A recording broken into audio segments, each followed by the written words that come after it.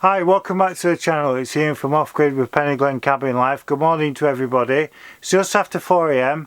I've not been to bed yet. Well, I'll be kipping in the chair with the pups being here. So my bunk, you can't see this, but my bunk is just heaped up with all the stuff. All vet bedding and lots of other stuff. Newspapers piled up ready for going in there, and there's everything. So I'm not going to show it because I'll show myself out.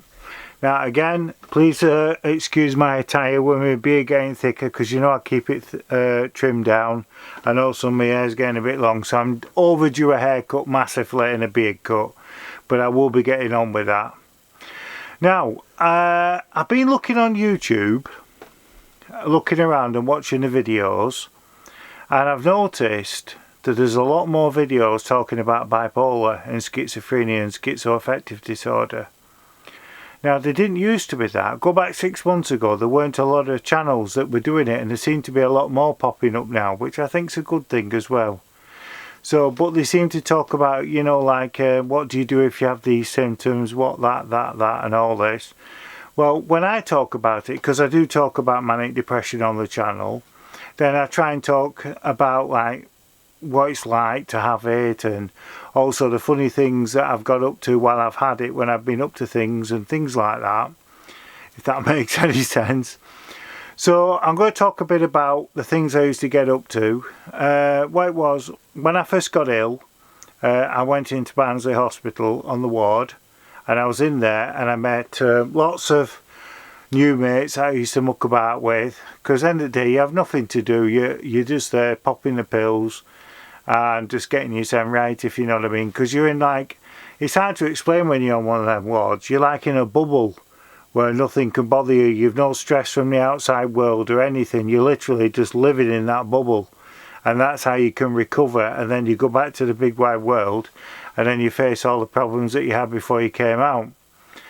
So you used to get up to all sorts. I remember Alan, when I was in for quite a long time, and he was in and out like a yo-yo while I was in. And he always used to, he was a funny lad he was. He always used to drink weed killer. It's true this. You'll see him come in handcuffed by police, and they take him in the office, and they release his cuffs, and then they'll show him his bed, and he'll go plodding along, and I'd say, "Hey up, Alan, how come those back in again?" "Oh well, I was drinking weed killer, and they stopped me. It stopped me while I was drinking it, and I got aggressive." Well, it were quite funny things he did. I remember there were one lad, and you wouldn't get away with it now.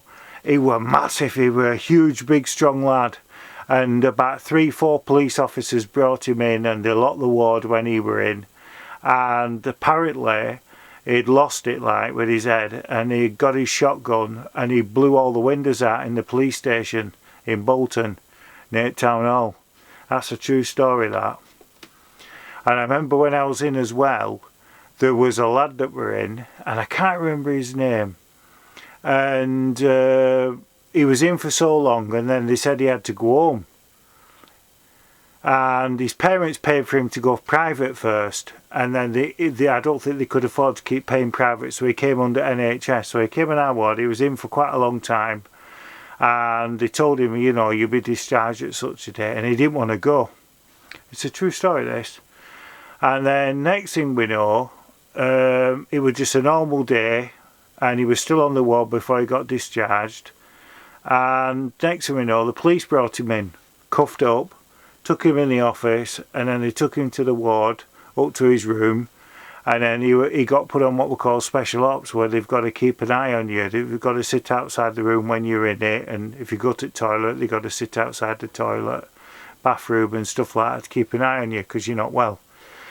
Anyway, it turns out he only stopped he came off the ward, went across the car park, took a knife from the dining room, went across, and he stopped a car in the middle of the road, opened the door to the driver and put a knife to his throat.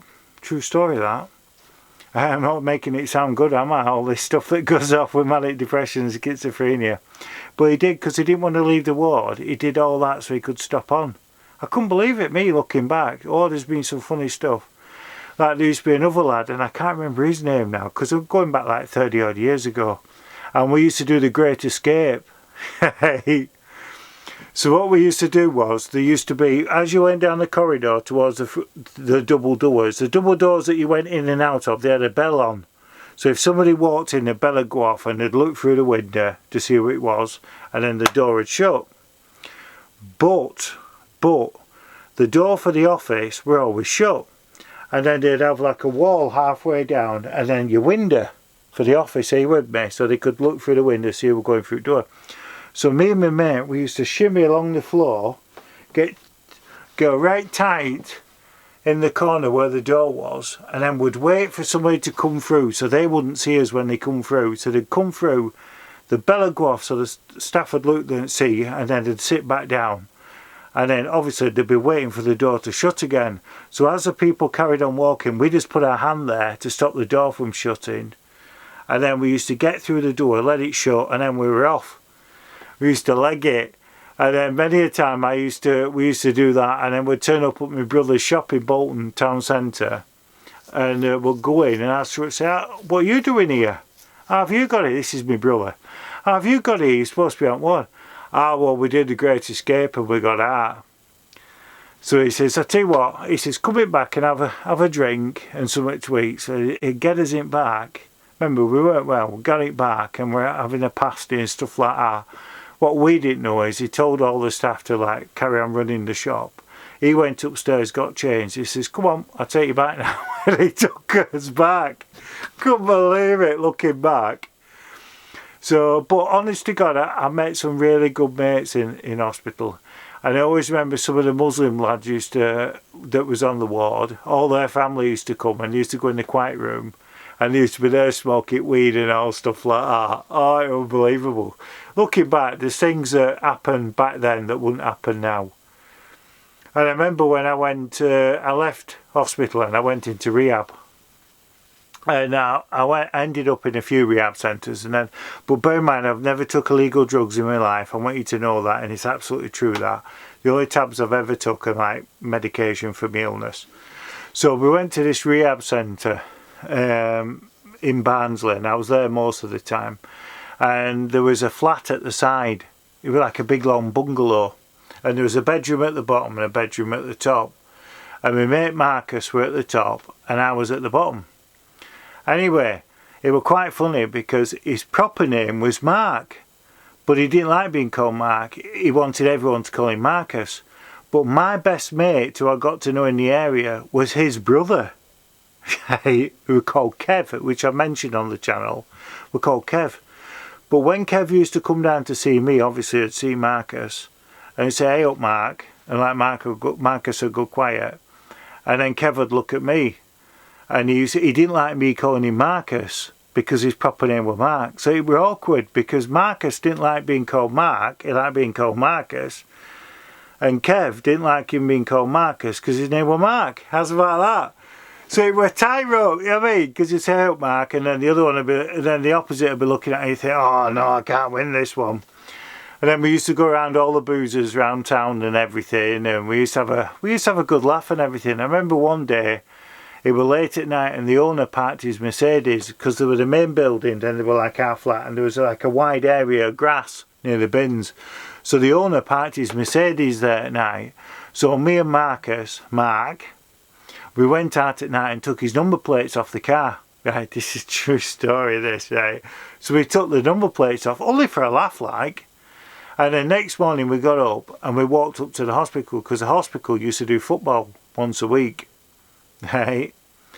So my mate turned up and said, you want to watch out, because Christine Baxter, the manager's after you, because they know you've took them number plates, right? Now, Christine Baxter, right, she was brilliant. She was the best manager, looking back, with you could ever wish for. She was about this tall, right? She was a mighty midget, we used to call her, right? True story, right? So we thought, well, she finishes the shift at 3:30, so we'll slowly come home from hospital. True this, right? We'll slowly come home. Everything will be out fine next day. Put them on car, put number plates back on. Everything's dinky do, right?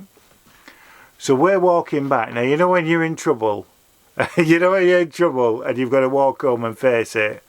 You're walking like this speed, aren't you? Walking back. A three-legged tortoise overtakes you, you know what I mean? So we got back. Anyway, she only waited, didn't she? She did overtime and waited for us. She knew we'd come back late. Right, get here, in this office now. So we walked in the office. Police were there. Oh, true story.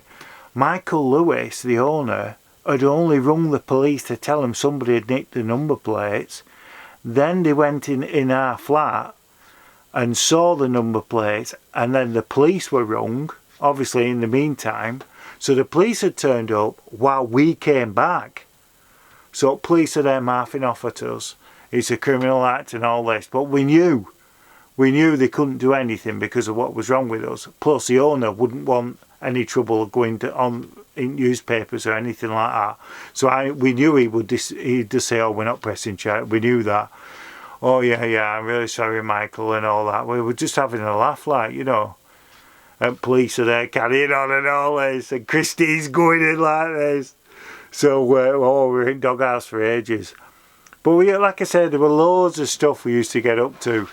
Really, it really was. And we used to sometimes go to ward once a week, and we used to go up and just have a look round and stuff like that, and go to day route. They were like on the ward in Barnsley. It's different now because it's been knocked down where we was. It were a different setup to the way it is now. They're very clinical, the way they run now. It's like in the old days. I remember we went one day because like you could just turn up. Because remember, a lot of my mates, they were in the old days. They were in and out like a yo-yo. Do you know what I mean? Because it were all figures with hospitals. You know, get them in and then get them out as fast as you can. Looks good for the figures and all that. So a lot of my mates were the ones that were in and out. So we used to just turn up. You could walk on the ward and go and see them all. Do you know what I mean? We were like a big family in a way. And the manager of the ward, Ward 7, were called Simon. This is a true story, this, right? So my mates were on the ward, so we went in what's called the day room where the TV is. So we're all having a crack and a joke. Anyway, this lad come in, just got admitted, he sat down.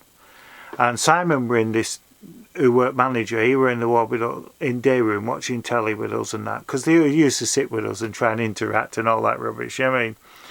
So anyway, this Simon got up and he went in office. Anyway, this lad that was in, his mother, turned to us and said, "Who's that lad?"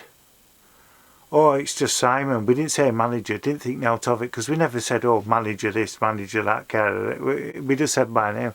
"Oh, it's just Simon." Like, she says, "Oh God, how long's he been in? He looks so ill, doesn't he? Oh, I feel sorry for him. My heart bleeds for him."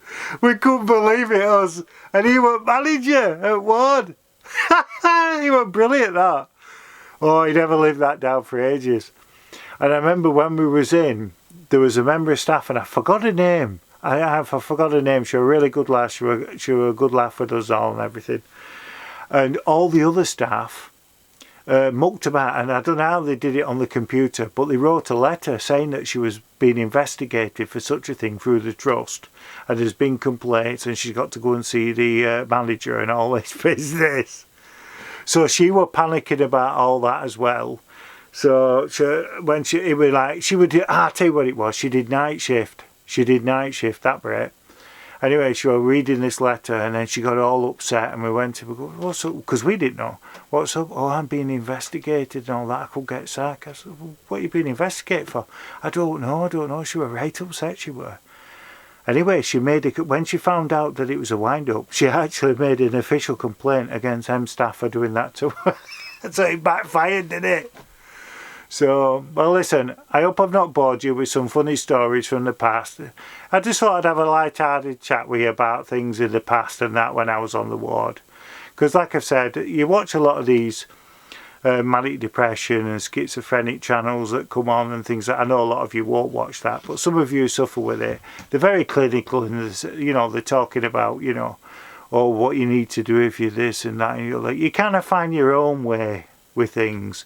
It's alright people giving you advice saying, well, you know, if you have such a thing, you should do this, you should do that. You see, it might work for them, but it won't work for other people. So what I would say to you, if there's any of you out there that suffer with manic depression or anything like that, Obviously get help if you're not well, but don't take things as gospel when people say to you, oh well, you know, you want to be doing this, you want to be doing that. There's no formula that's right for everybody. You've just got to find your own way. Obviously pills will help to a certain amount. They'll get you 2 feet up the ladder, 2 steps up the ladder, and then after that you find your own way. And if you really look at it and you take things more seriously and also have fun as well, you get there. You get there in the end. I've got there in the end. It's been a long journey, and I know I live a virtually stress-free life by living in the cabin and the life I live. I found my sanctuary. Now for me, this is my sanctuary, and it works for me, and I don't have a lot of stress. But you get somebody else, it might not work for them. They might be the city people, the town people, and they thrive and they enjoy life living like that. So I would never preach to people that you have got to live in the countryside because of this, that and other. So it doesn't always work. So that's enough for me ranting. You stay safe, you stay well, and I'll see you soon. And remember, don't ever forget, Dinky do. Stay safe, stay well. I'll see you next time.